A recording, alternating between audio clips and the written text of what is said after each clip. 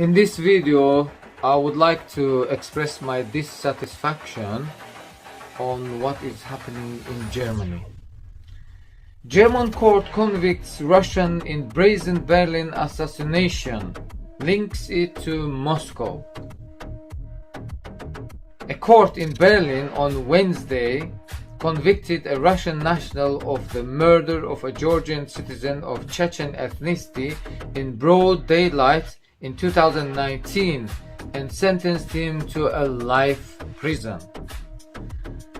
Federal prosecutors called it a political murder ordered by Russia and maintained that Vadim Krasikov is a former colonel in the Russian intelligence services, the FSB, the ex-KGB.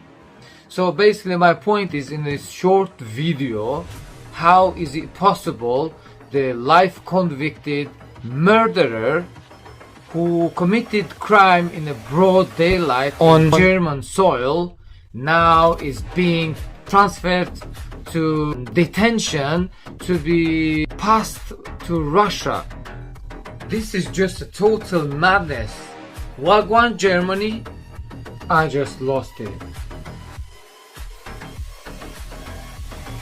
Stop Putin! Stop the war! Stop Putin! Stop the war!